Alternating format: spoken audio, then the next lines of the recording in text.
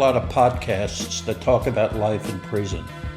They talk about gangsters and murderers and all kinds of true crime stories. This podcast is not one of them, though. I drink a lot of silk now, almond milk. Right, it works too well. Seth, you don't want to get any taller, let's be honest. That's what I'm saying. That's why I stopped drinking milk, regular milk. No, actually, I stopped drinking milk in prison, actually. Although I have been to prison. My name is Richard Bronson. I'm the founder and CEO of 70 Million Jobs. We're the first national for-profit employment platform for people with criminal records. Before launching the company, I was a true wolf of Wall Street, a partner at the infamous company Stratton Oakmont. In those days, I led a life of ultimate luxury and also lots of lies. I ended up doing time in prison for what I'd done on Wall Street and went from Ferraris and private jets to homelessness, destitution, and many, many dark days. Now, at my company, 70 Million Jobs, we've helped thousands of people with criminal records find employment. And along the way, we have come across quite a few fascinating people. People with heartbreaking stories. And yeah, along the way, there's been quite a lot of humor as well. We're here to introduce some of these people to you. I'm joined by my good friend and team member, Adrienne Hatter. So welcome to the real stories and welcome to the real people behind America's massive, dysfunctional criminal justice system. Welcome, my friends, to True Criminal Confessions.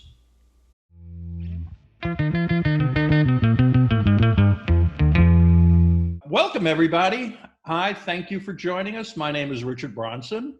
And I'm Adrienne Hatter.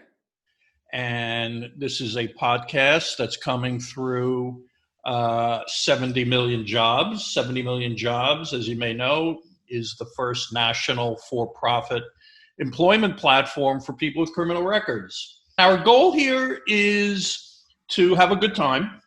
And our goal here is to enjoy the company of people that we meet in our work who are really, truly exceptional. We come across some really heroic people who have had tough lives, who really just have done their time, paid their dues, and are ready to get on with their life. And we come across interesting people who employ them. And we come across interesting people who are out there as well, trying to help. And some of these people are funny and amusing and entertaining, and we want to have some fun with this. Have I got it all, Adrienne? Yeah, I just want to add that there are so many people caught up in the criminal justice system, and I think a lot of the time there's a kind of stereotype associated with them where you think they're one type of person. And part of what we want to do today is just, and in the future, is highlight just the multitude of different stories, different people, as human as it gets, that have got caught up in the criminal justice system. Yeah, I mean, the criminal justice system, I think pretty much everybody agrees, Republicans, Democrats, it's probably the only thing they agree on, is how truly screwed up the system is and how broken it is. And if we'd love to take every opportunity we can to shine a light on that and offer suggestions and, and not let the bad guys get away with doing bad stuff too. So we thought long and hard about who we wanted to invite on to join us. And it was an easy decision at the end of the day. On our team at 70 Million Jobs, we have really an amazingly great guy who we work with for a long time and who's very, very talented and very, very passionate and also very, very funny. So let me introduce our friend and our co-worker, Seth Sundberg. Hello, Seth. Hi, Seth. Hello, Adrienne. Thanks for having me. Excited to see you guys. Hopefully all those things come true, and if we can make this funny, I think it's a win. So happy to be here. Well, one way that we can ensure that at least the three of us are going to have a good time is by sharing a cocktail together at the end of a long day. So To my friends and coworkers, cheers. Cheers. Cheers. Thank you, and thanks for making this podcast happen. Seth? We both drank way too early on that. Cheers. Yes. We had a lot of technical glitches. Never too early to drink. What's Never that? too early in the day. It's never too early, like in the toast. It's always the right time. It is. So, Seth, Especially with Corona. you're not drinking Corona, are you? No. Oh, no, that would be perfect if I was, though. Seth, first of all, let's address the 800-pound gorilla in the room. You're very tall, aren't you? I am. How tall? Exactly how tall is How Alex? are you? So I'm 7'1", and I've been 7'1" since I was 16. Wow. Yeah. Not 16 anymore, Where if anybody's questioning that. Like, where did your mom take you shopping for clothes? yeah, I don't know. I don't know how they fed me. I think, I don't drink milk now at all, any dairy products or whatever, but I drank so much milk as a kid. I remember buying gallons and gallons and gallons of milk. Just me like coming back from practice and just smashing a gallon. So that's one of your childhood memories, drinking a lot of milk. Oh, yeah. Hopefully that can get us a sponsorship. He's 7'1" because he drank a lot of milk. It's true. But I don't drink it anymore. Maybe I drink a lot of silk now, almond milk. Right. It worked too well. Seth, you don't want to get any taller. Let's be honest. That's what I'm saying. That's why I stopped drinking milk, regular milk. No, actually, I stopped drinking milk in prison, actually. All right. Well, we're going to get to that in a minute. All right. But you're very tall. You're very good looking too. Let's be honest. I would imagine that pretty much anybody who sees you in public is wondering, hey, is he a basketball player? He's a circus freak. Or a circus geek who, and maybe a little bit of both. So Seth, you played basketball in high school? I did. Yeah, I started playing basketball when I was 12 years old. So my parents split up when I was about 2. I went to live with my mom. When I was 10 and a half, I tried to burn my mom's car down. And she said, all right, that's enough. You're going to go live with your dad. So my dad lived in more of a big city than we were in, and was, always, that side of the family's always into athletics. My dad played for the NFL, for the Cowboys for a little while, back in the day, was a great basketball player. And so I picked up a basketball with him, but I never played it before, and it was my 8th grade year. So in today's world, that's late getting to the game. All these kids are playing super. Seth, it's a very interesting story, but we do have just an hour, and we have a lot to cover. So let's just get to the point a little quicker, please. You played basketball in high school. Did you do well in high school? Your senior year? Were you so I picked it up or something like that? Yeah, I picked it up late. But 8th grade and freshman year were rough, and I was growing like a weed. I didn't know it, but I was growing fast, so I was kind of like coming into my body. And I skipped 2nd grade, so I was ahead of, or I was younger than everybody else. But I was taller than everybody else too. So it was kind of a unique thing. But so my first 2 years were rough, but in basketball, in my sophomore year, I started coming into my own. By my senior year, I was, one of the best players in the nation. So how tall were you in your senior year in high school? 7'1". So I started 6'3". My freshman year was 6'3", and then I graduated at 7'1". Wow. So you must have had a lot of colleges recruiting you? Yeah, I did. Yep. And you ended up going where? I went to the University of Hawaii. I was going to go to Cal. Go Bears. Right, that was the original plan. It was funny because Cal and Stanford both recruited me. I'm like, is this legal? Like, can you guys do this? Without killing each other.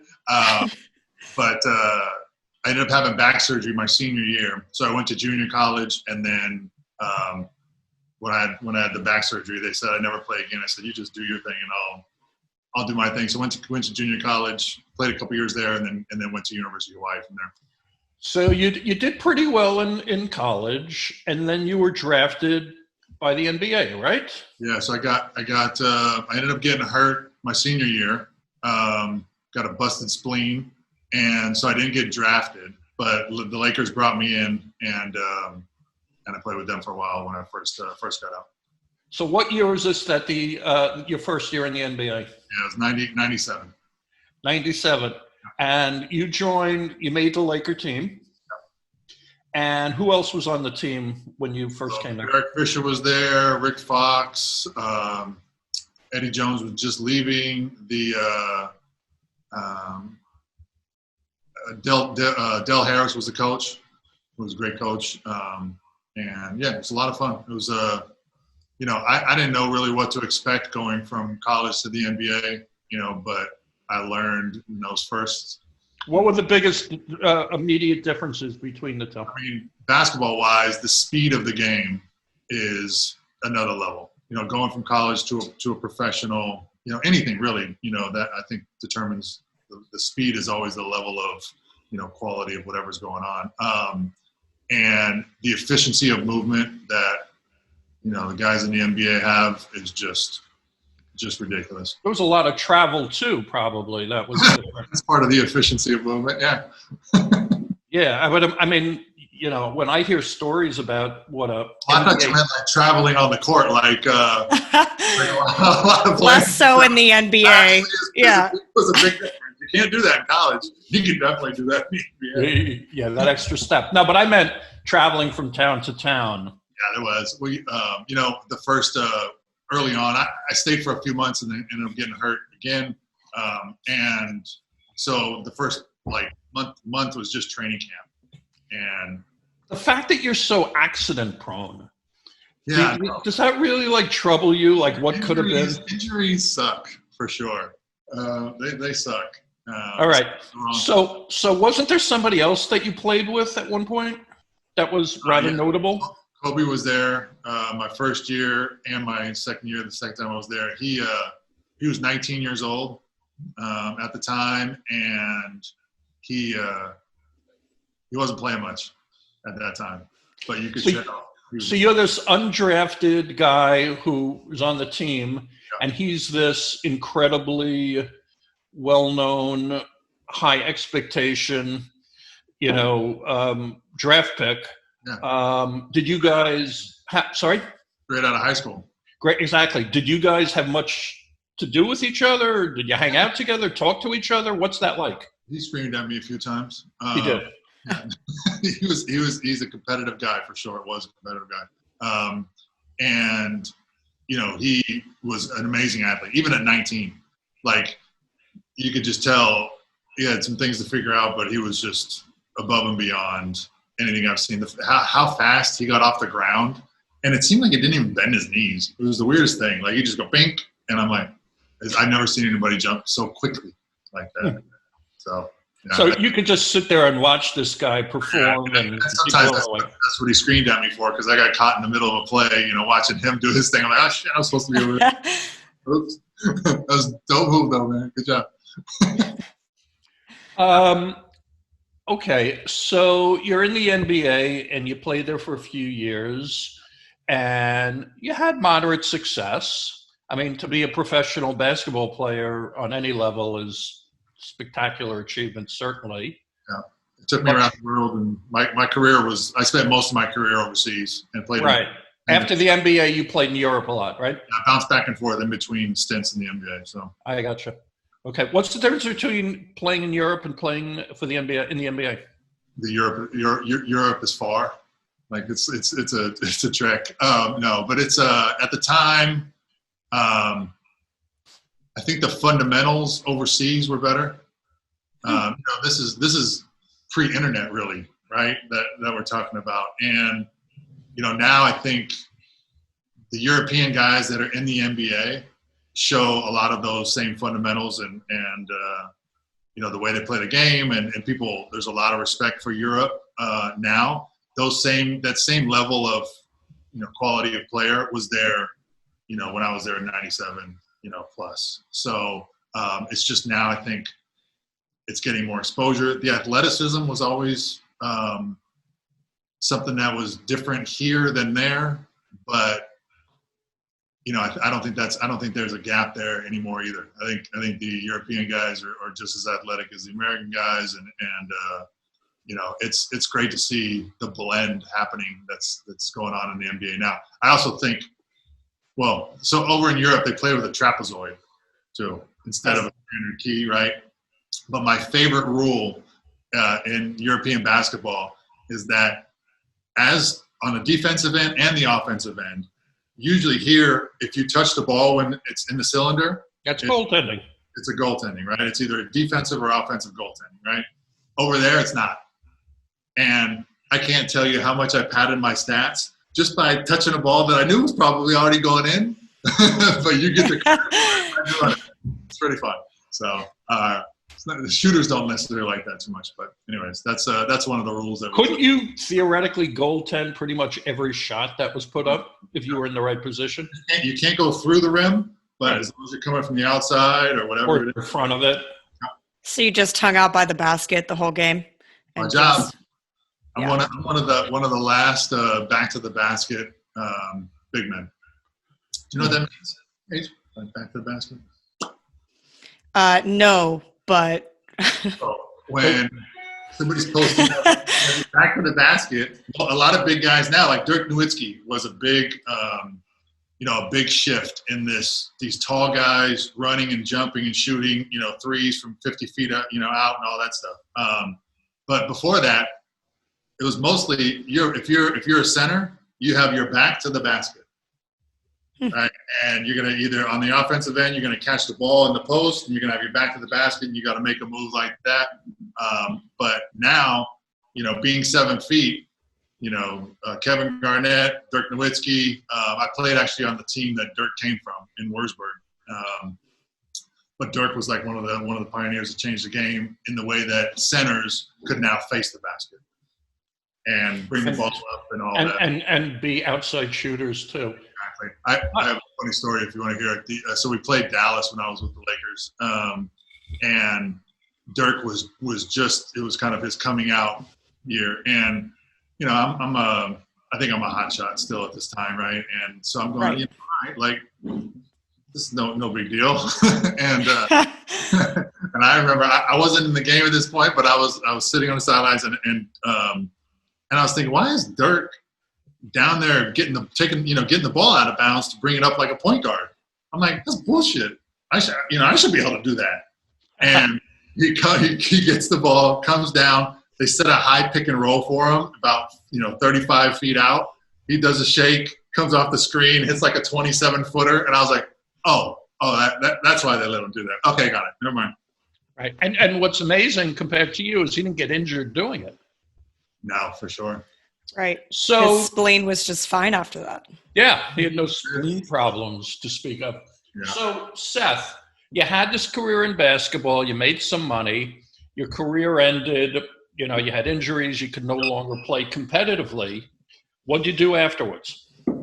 So when I retired from basketball, I made some money, and I knew that given my past, 7 years of professionalism, that if I didn't keep the money away from myself, that I would spend it. So I was like, how can I force myself to keep some of this? Because I knew my career was coming to an end. Didn't know what I was going to do, and so I bought a couple properties, figuring that if I buy a couple houses, at least it's in there. I gotta at least sell the property or do something to get the money out. And so I didn't know what I was doing from an investment standpoint, but figured, okay, I'll buy a couple places and just protect it. For when you say places, are these houses? Yeah. You talking about? Yeah. Okay. So I bought a few properties in Vegas in 2003, 2004, and I was out there a lot anyway, so figured might as well make it a write-off now. And they did well. And I got introduced You were to like flipping them like so many people at the time? I just bought them. I didn't really even think about it from an investment standpoint at the time. I just bought them because, like I said, I was trying to protect my own money for myself. And so bought them, and the market just did really well over the next few years in Vegas. It became more popular, for families to be there, et cetera, et cetera. So kind of dumb luck, being in the right spot at the right time. But when I bought the properties, I had a really good real estate agent, and I had a loan officer that she didn't really help me that much. I didn't know what I was doing, when financing for a loan and all that stuff. And so I started looking into it and goes, oh shit, I like this side of things, this financing side. So I ended up partnering with a guy, and we opened up a mortgage company, at that point. In LA, is this? What's that? In LA, is this? This is in Northern California. So I was born and raised in Redwood City, California. So up in NorCal. Okay. I went back there after I finished playing. So you opened up a mortgage brokerage business. Yeah, so I had a mortgage company. And how many people at its peak, how many people were working there? We had 13 loan officers, a couple processors. It was the newest branch of 49 other branches that the corporate office had, and we ended up pretty quickly becoming the 4th highest grossing branch in the nation. Okay. So it was a lot of fun. And so you had success. You had success in that, yeah. And you enjoyed that, and you were doing well, and you were making money again. But things didn't stay. Take a turn, don't they? All that great for that long, did they? What happened? That's why we're all here, folks. What went wrong, big guy? You know what really went wrong? My grandma used to tell this to me, and my dad ended up telling it to me too. He's like, "You're just getting too big for your britches," and I know that especially you. That definitely puts me in the old man category now, even bringing that saying up. But I got too big for my britches. I ended up making more money in real estate than I ever did playing basketball, and just got more kind of arrogant, and ignorant and greedy, Your ego took over. Yeah. So I figured I'd take on the IRS and show them who's boss, which is a good idea. And I did, and I lost. And so I spent 5 years in federal prison for tax. Wait. We're not going to go that quickly. We just crescendoed and dropped in a split second. Right. How did you take them on exactly? Are you saying that you got in trouble with the IRS? Yeah. So since this is for folks that are associated with the criminal justice system, or either been inside or associated to it somehow, or just fans of ours. Yeah, exactly. Right. Both of them. And they'll know what I'm talking about when they know about the guys that were sovereigns, right? And they go, hey, the government doesn't own me. I'm my own person, right? I stand in my own world, or whatever the hell you want to call it. So I got connected to people that were in that space, and at first it was like, oh, it's interesting methodology, and then I was like, shit, this is like allows my ego to go even higher than it already was, and wait. So when I was in prison, there were guys there that, number one, 100% were convinced that there was no requirement for a U.S. citizen to actually pay taxes. Exactly. It's nowhere in the Constitution that they don't have to do it. And the idea that anyone is going to tell them to have to do it is an abridgment of their basic rights as a human being and as an American citizen. And they know best that it's not illegal to not pay your taxes. Right. Allow me to just quickly share the moral of the story, which is that you should pay your taxes. Well, that's jumping ahead, Adrienne. And that's the spoiler here. That you're sharing the end of this movie. Sorry, go on. Mm-hmm. Yeah. So there were these guys who just believed that the laws don't apply to anybody as far as that requirement. These are guys who did enjoy driving on a road and going, if they needed to go to the hospital, or if someone were to attack us, they certainly wanted there to be an army to defend us. But beyond that, they didn't feel that they had a certain responsibility to pay taxes. Were you one of those schmucks? Is that what you're telling us? So no. So I have always paid my taxes. I always did pay my taxes. Always? Always. Oh yeah. So how did you get in trouble with the IRS exactly? Just making sure, like, whoever's watching. I pay my taxes.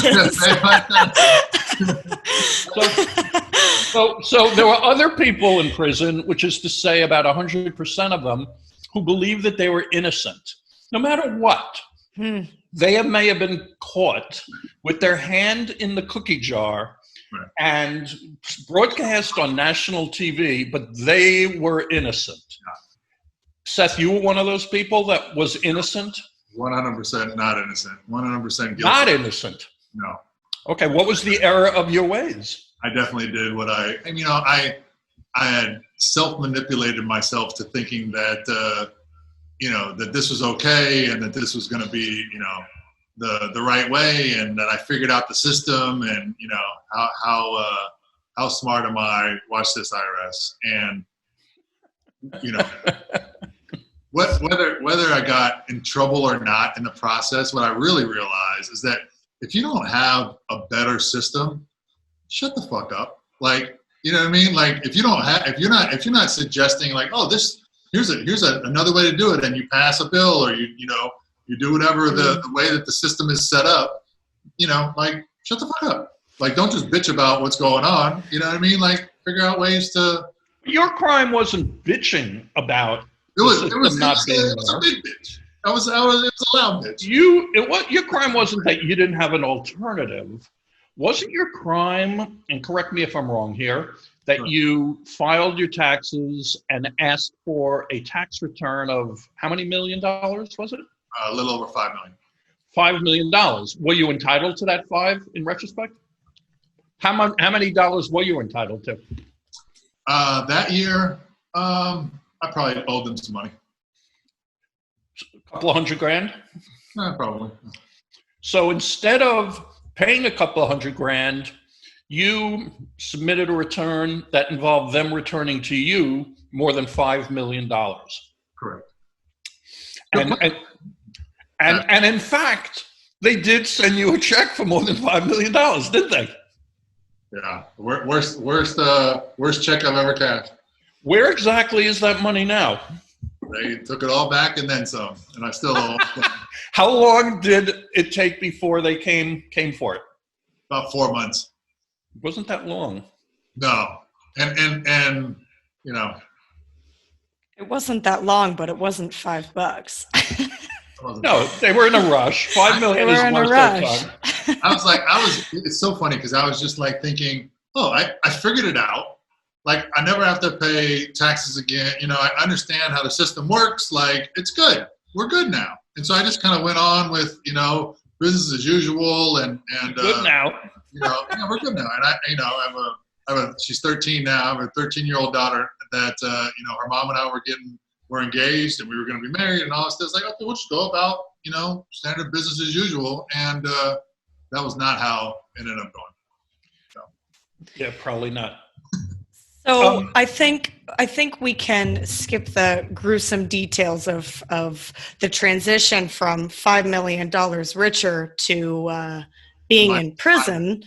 But I know probably a lot of people, whether or not, let's say our fans, because the other side of those maybe who are involved in the criminal justice system, I know we've had a lot of people ask what it's really like in prison. And right now, as we're all experiencing quarantine, which some have accurately or very inaccurately compared to incarceration, the limitations of quarantine, I'd love to hear some stories or experiences that you've had while you were spending time inside, maybe bringing that back around to, how you're feeling right now with what's going on in the world, and just sharing that with everyone. Yeah. I think I and many people that have been through the criminal justice system and have been released feel like we are like the world's foremost experts on lockdown. Is there a comparison that's fair, do you think? Yeah, I totally think so. I think, being restricted has a lot of different levels, but this is restricted. This is being restricted by a virus, right? And whether it's restricted by a CO or restricted by, something else, it's still a level of freedoms that have been lost. And in that, there's a, anytime you lose something, there's a grieving process, right? And I think a lot of America and probably the world is going through this, this grieving process of going, oh wow, I've lost some freedoms, and I can't go get my hair cut anytime. I had hair before Corona, and after a while, I'm just like, there's no haircuts, so let's take it off. Richard and I obviously have the same thought process there. Keep me out of this. I, on the other hand, haven't cut my hair for actually 2 years. Really? So Well, that's way Adrienne, before the coronavirus hit, and then I was screwed. So Adrienne, you have beautiful and luxurious hair. thank you. Thank you. Let's be honest. Arguably the best of the three. No offense to No, the both not of you. It's fair to say. It's an easy win. Yeah, but Seth, come on. I was in prison. You were in prison. In prison, and there's a wide range of experience. Yeah. And there were, I was in a low security environment. You were in the SHU. There are places that are really bad. I was in Rikers. That was really bad. Yeah. Where you're on top of people who you don't trust, and it's dirty, and the COs are violent and brutal, and there's just danger in the air, and it's terrifying to a certain extent. I'm looking where you're talking right now, and it looks like this is the best yard I've ever been to. This is a good. This is a good bit you're doing right now. Yeah, you got to do time. Yeah. Where you are right now doesn't seem to be all that awful. This is good time for sure. This is good time. You can, to me, the biggest difference, or the most striking thing, when I got out of prison, and I had to go to a halfway house at first, which was worse than prison, in many respects. But when I was staying with my sister, and I was able to go take a shower and not wear flip-flops. And I was able to watch TV, not with a room full of people who just wouldn't shut up and were yelling at the TV and whatever. But I can watch what I wanted to watch quietly, and I could order in Chinese food and do all these other things, which I wasn't able to do in prison very often. Your loved ones without it costing $8 a minute. Exactly. So be honest here. Let's be real. Lockdown now, self-quarantining, social distancing, compared to what you've been through, cakewalk. It ain't anything, right? Cakewalk. No, totally. Cakewalk. This is like I said, this is the best yard I've ever been to. And that's why I think a lot of it, Rich, you probably and everybody listening can kind of understands this process, that a lot of the prison system, when you're transferring to different yards or et cetera, whether you're on diesel therapy or in the SHU or, getting out or whatever, a lot of it is just perspective about where are you coming from to where you're going. If you're going from, a penitentiary to a camp, you're like, yes, this camp is great. Right? If you're going from the streets to a camp, you're going, shit, I'm in prison. This sucks. It's the same camp, but it's a lot of it's.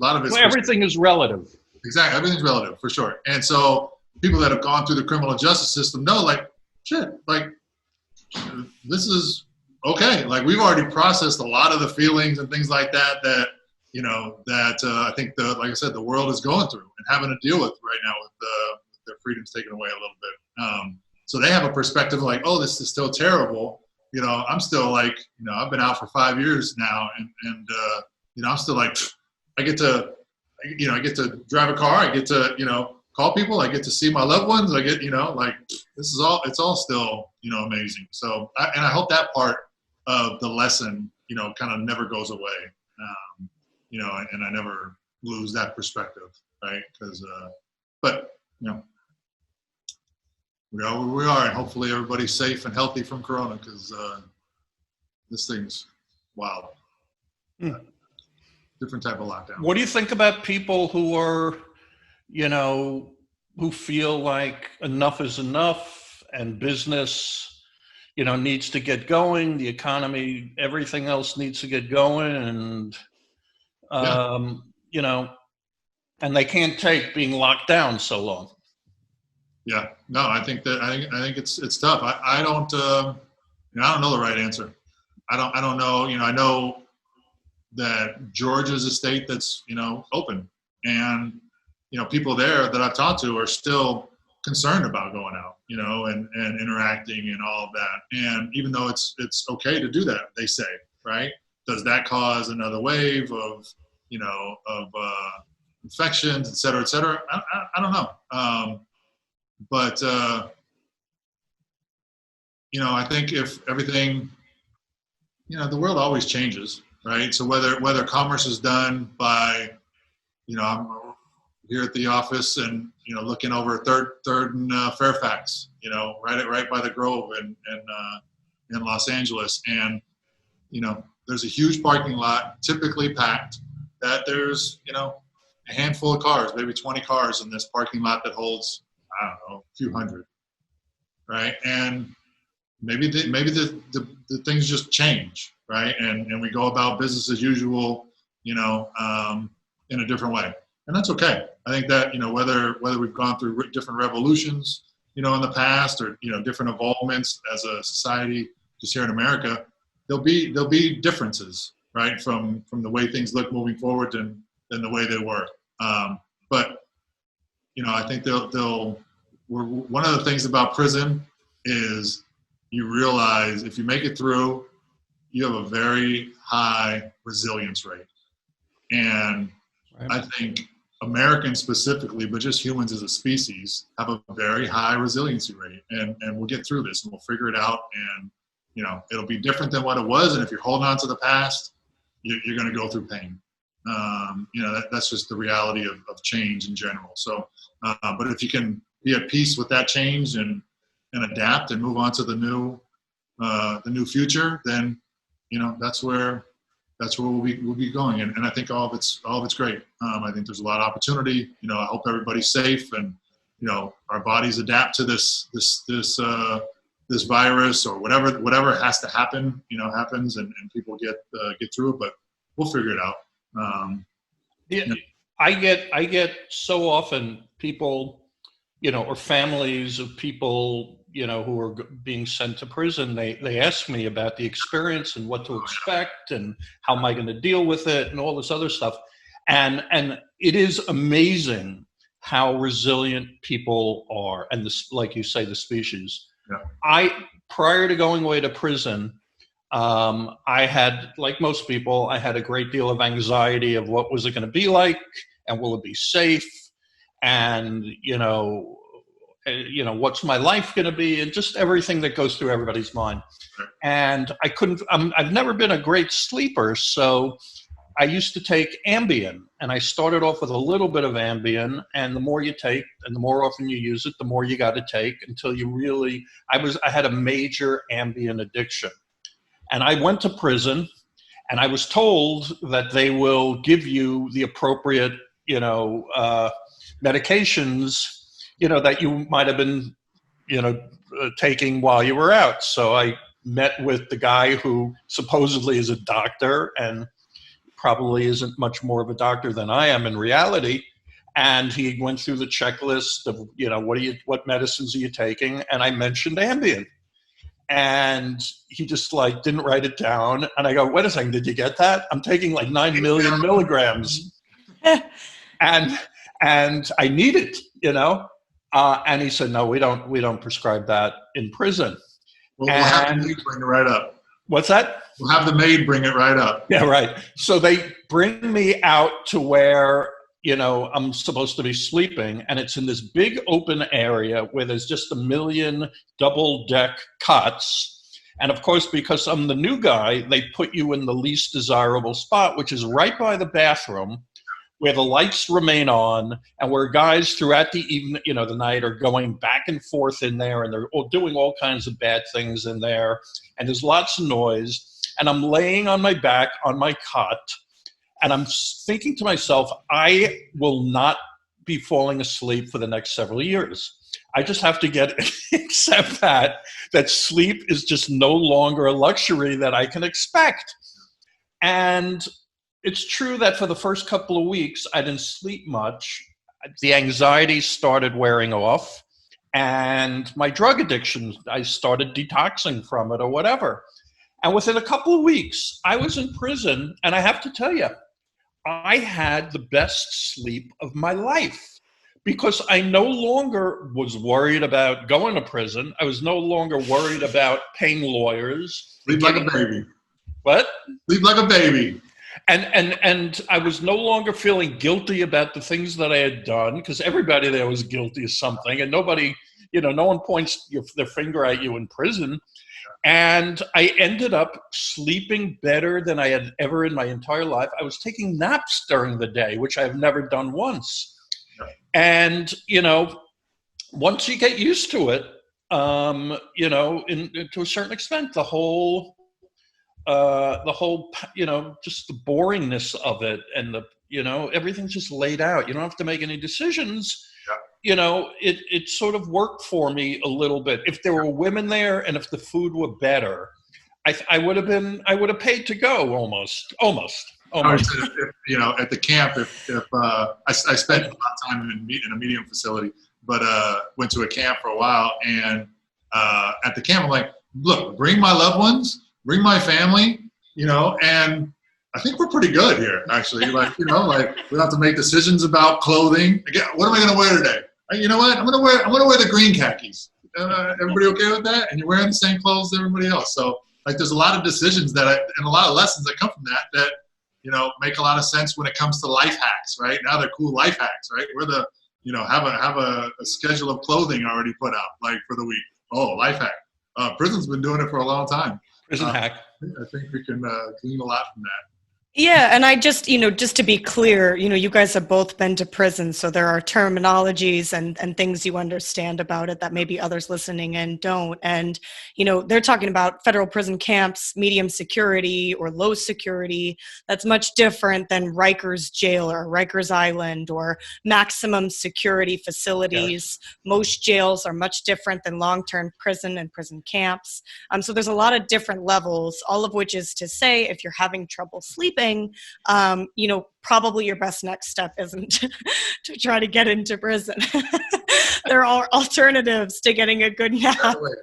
But just to clear that up. Prison, X out. What is a better way? Avoid doing things that will cause you a great deal of anxiety down the road in general. Right. So Seth, your job is, and you're on the front lines of the work we do, you're helping people who have records, all different types of records, who come from all different sort of backgrounds, like you're mentioning, Adrienne. And you work with the job seekers, getting them a job, and you work with the employer who is going to employ them.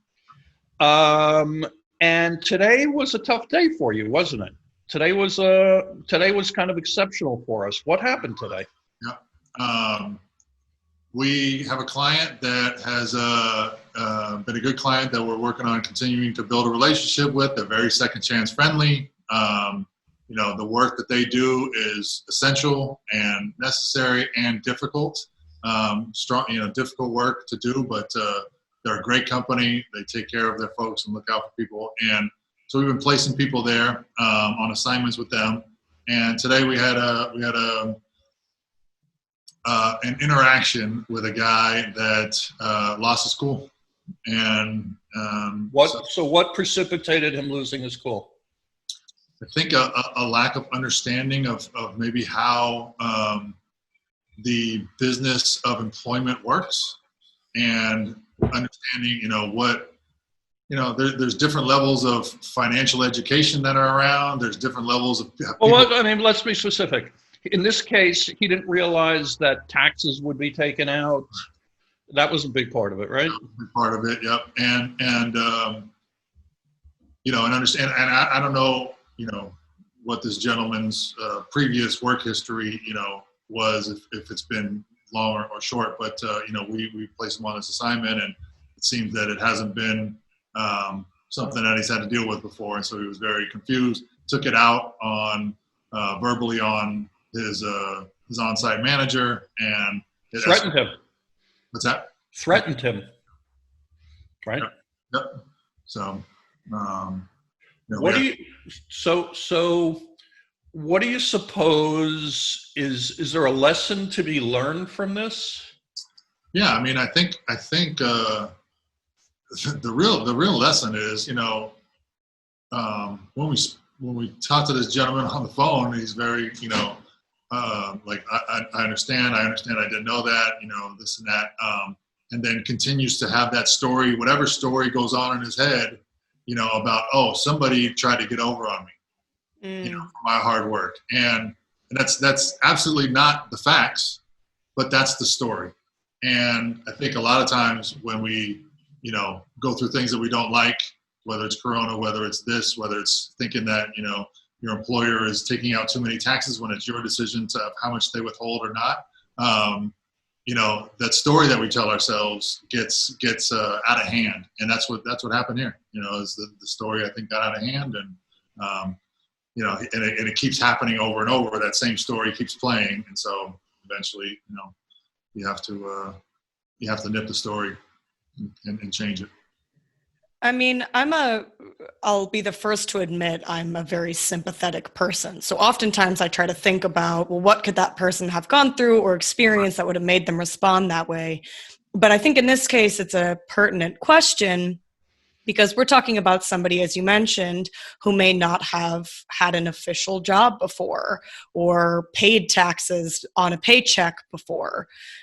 So in these kinds of instances, when we're, encountering somebody that has a different background experience, I mean, do you think, is that something that, you see as maybe a thread throughout the criminal justice system or throughout people's backgrounds and experiences where, I mean, off the bat, their automatic response is somebody is pulling one over on me, and that to me seems like a learned response instead of a typical response of, oh, well, maybe there's a reasonable solution here. No, totally. I think people that get in trouble to the level that requires incarceration, I think we all at some level try to cut corners, and it's that mentality that becomes, I think, dangerous. Now, whether different people have different levels of education, different people, I mean, I met some of the best people, Richard probably knows too, like some of the best people that I've ever known in my life going through the criminal justice system. Yep. People that have made dumb choices, right? But good people, good, hardworking, great people that cut a corner. And now whether that's cutting a corner and going to sell drugs, whether that's cutting a corner and, doing, inflating stock prices, whether it's cutting a corner to, not pay taxes, whatever the case may be, it's still that is the issue at hand, right? The education piece, different people have different, educations and backgrounds, et cetera, but that all can be learned. Like I always tell people, like, there are two things that I look for in individuals, whether they've gone through the criminal justice system or not, that show me the character of that person. And one is drive, right? Do I have the drive just to go, look, life is going to throw stuff at you, but do I have the drive to figure it out? Do I have the drive to, care about the people around me that, I can support, in the ups and downs of life, and they can support me in the ups and downs of life? And the other one is ownership. If somebody's taking ownership of whatever it is that they've done in their life, then, sky's the limit, right? You can own that, hey, I didn't tie my shoes and I tripped over my shoelace. Not, the wind blew and, it untied my shoes and made me trip over my shoelace, right? But that type of attitude, and I've seen that more, that ownership and drive quality and duo in people that have records. Once they go, the criminal justice system does a great job of allowing that to be present if you wanted to, right? And have that, they go, hey, you get 3 points off for acceptance of responsibility, right? Now, you can talk about the sentencing guidelines of prison, but the theme behind that is like, own your shit, and it's better, right? And so I think that is... Yeah, but Seth, we are talking about something very, very different than ownership. We're talking about, is it ever okay, or certainly it's not okay. Is it understandable, or even more, is it tolerable ever when things reach a point where there is real violence involved or threatened? I think that the only my personal belief is that the only reason that there should be a criminal justice system called prison is if you physically injure another human being. Right? If that's happening, if everything else, whether it's drugs, whether it's taxes, whether it's whatever, embezzlement, whatever, is financial, right? And there's other ways to fix that. How about a robbery? Is that would be in that group, right? Financial. So what if you do a robbery but you're armed while you're doing it? Totally. Is that injuring somebody? Right? Then you have to define what injuring. If someone's there. Well, you haven't pulled the trigger. You have a gun in your hand. Have I mentally injured somebody with that? I'm asking what I'm kind of questioning is there a bright line test? Is there a point where you would agree with? Listen, there are people out there who think people who are in jail and prison are animals. Lock them up and throw away the key. None of us here believe that, certainly. But are there certain crimes where we kind of don't disagree, like that's just a little bit too far, and you wouldn't want that in your life, and you wouldn't want that guy talking to your daughter, right. And is that just we can't accept that on any level? Yeah, well, I just want to jump in here because I think you're bringing up a really interesting point, and I think it's really central to what we're talking about, especially with criminal justice reform and all of these other things, where you're either everybody's an animal, lock them up, or criminal justice reform, prison abolition, release everyone. And I think most people lie in the middle, where Seth, as you're saying, and Richard, as you're saying, there are reasons people are in prison, and there is a realization, an experience that happens during that time that includes ownership, and humility and all of these other things. I've met a lot of people who are serving long sentences or short in prison who have said, prison was a great thing that happened to me. It got me off my bullshit. Yeah. But there are crimes and there are threats and violence and experiences that happen in this space that, I'll leave that up to you to answer, but oftentimes are not okay. Totally. No, I fall into the category, as what you're saying, Adrienne, of the people that I think prison was exactly what I needed, and I'm grateful for it. I think it changed a lot of the ways that I look at things. Like, if I get, hit over the head with a coconut tomorrow and die, right? Like the perspective that it's giving me is like amazing, right? I feel like I've had a very, blessed life and had to go through the darkest darks, ever. You got value out of going to prison. Exactly. And for first, I had to get it beat into me, right? Like literally where it's like, you got to go, shake these bad habits off. And a lot of guys I was down with, and you probably too, Richard, that said prison saved my life, right? They're addicted to very, very difficult drugs to get rid of, or whatever the case may be. And, you can't get that, that stuff in there. I mean, you can, but it's to make it very difficult. So, that it shifts people. It does a very good job. People say that the criminal justice system is not rehabilitatory. And I actually disagree. I think that it's very, it's a very, you come out very rehabilitated. Now you get to choose how you want that rehabilitation to show up at that point or not. And going back to your question, Adrienne, like people that have committed, heinous crimes also have that choice and that option and that going, hey, you know what? That was a terrible, terrible idea. right? And can you be rehabilitated from that? Yes. Can you be rehabilitated from murder? Will you do it again? Yes. You can be rehabilitated. Yeah, in our work, we've had the opportunity, all of us here, to meet many people who've committed murder or murders, who've been down for 30 years, who come out of prison.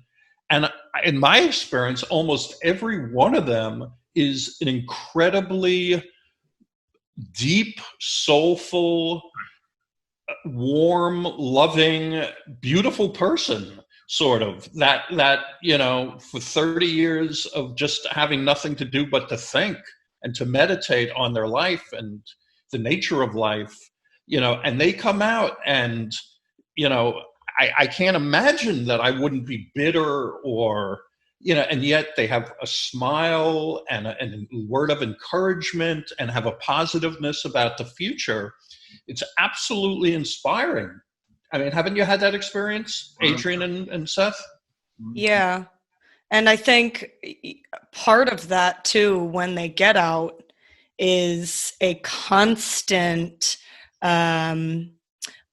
confrontation with what they did 30 years ago. I mean, when you get out, it doesn't go away. You are always labeled for the worst thing you've ever done in your life. I'm sure if you have spent any time in this space, you've heard that phrase. But it's a constant humbling down and recognition of this act, and at the same time, this push to be better and do better, so far beyond I think most people ever work on in their life, to be better or do better or be grateful. And it's really astounding how different that outlook and experience is than I think most people think or understand. Yeah. I think it's also one of the, big reasons that people that haven't gone through the system don't really understand. But like, you get to a point, in your period, I think that everybody that has come to some sort of understanding of a higher power through prison gets to the point where it's like, well, shit, I hope there's a higher power, because right now that's the only thing that could possibly love me, including my.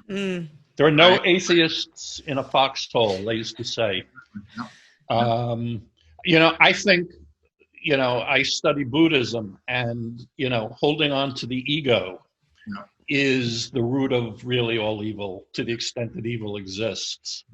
And, that was certainly true for me. I didn't think the rules applied to me. I thought I was above it, and people who weren't financially successful were losers. And, you go to prison and you're scrubbing the toilet for 100 guys you don't know. If that doesn't strip away some of your ego, you really are a lost cause, and they should throw away the key. But like you, Seth, I came out of prison a changed person. Not to say I'm where I want to be, or, I wake up every morning, frankly, where I still regret and I'm ashamed of things I've done. But I am trying, I think I've focused a lot better on what really does matter. We're just about done. This is an hour. That went really fast. Yeah, totally. And Seth and Adrienne and I work together every day.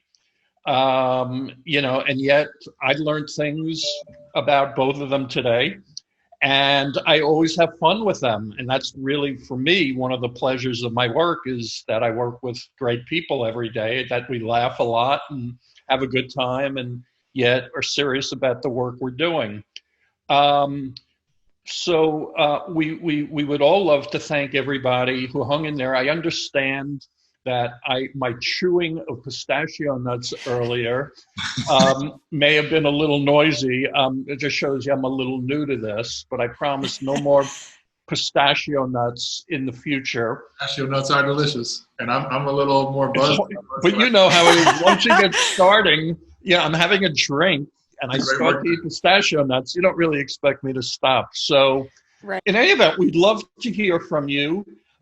We are easy to get a hold of, any one of us. If you just reach out to us at info@70millionjobs.com.